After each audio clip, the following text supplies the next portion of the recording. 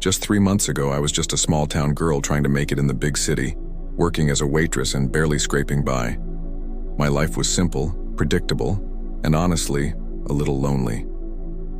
But all that changed one rainy Tuesday afternoon. I was rushing home from my shift, drenched and tired, when I saw an elderly man collapse on the sidewalk. People were just walking by, maybe too busy or maybe they didn't notice. But I couldn't ignore him. I ran over, used my own jacket to shield him from the rain, and called for an ambulance. I stayed with him, holding his hand, telling him everything would be okay until the paramedics arrived. I gave the hospital my number just in case and went home, not thinking much of it. A few days later, I got a call. It wasn't the hospital, but a deep, smooth voice that sent a shiver down my spine. He introduced himself as Alex Vance, the grandson of the man I had helped. He wanted to thank me in person. I was a bit flustered, but I agreed to meet him for coffee. When I walked into the cafe, I almost turned around and left. Sitting at a corner table was the most handsome man I'd ever seen, looking like he just stepped off the cover of a magazine. That was Alex. He stood up, smiled, and my knees went weak.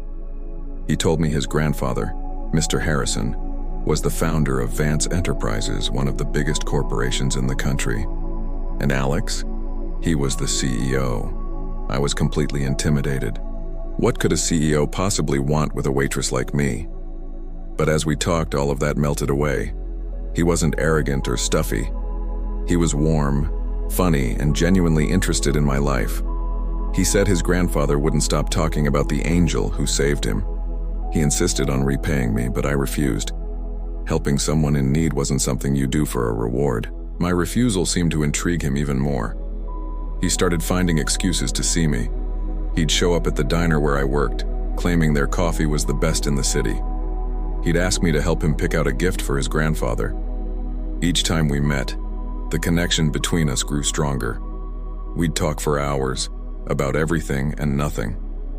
I told him about my dream of opening a small bakery, and he listened with such focus, making me feel like my little dream was the most important thing in the world. But I knew this couldn't last. We were from two different worlds. His world was galas, boardrooms, and private jets. Mine was early mornings, aching feet, and counting tips. I started to pull away, afraid of getting hurt. I saw the headlines, the paparazzi photos of him with glamorous socialites. How could I ever fit into that picture? The insecurity ate away at me. One evening, he came to my tiny apartment. I tried to end things, telling him we were too different. I'll never forget the look on his face.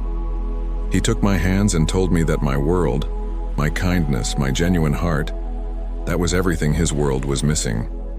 He said he wasn't interested in a life of empty glamour. He was interested in a life with me. He told me his grandfather saw something special in me from the very beginning. Mr. Harrison had told Alex, "That girl has a heart of gold. Don't you dare let her go." And Alex looked me in the eyes and said, "I have no intention of letting you go, ever." He then pulled out a small box. Inside wasn't a diamond ring, not yet. It was a set of keys. He told me he had found the perfect, small, sunlit space downtown. He said, "I believe in your dream. Let's build it together." It was in that moment that all my fears vanished. It wasn't about his money or his status.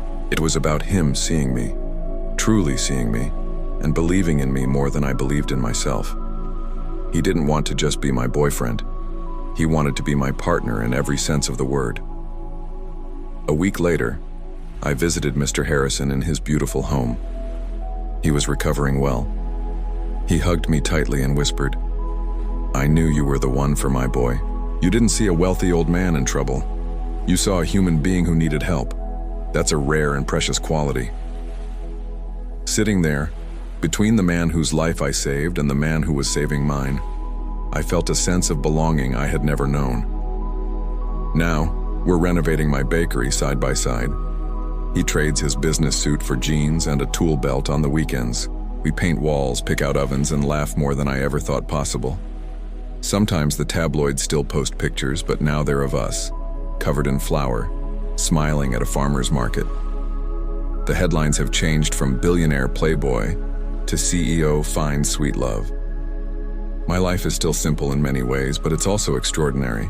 I learned that kindness is a currency that can lead to treasures you can't imagine, and that love can bridge any gap, no matter how wide it seems.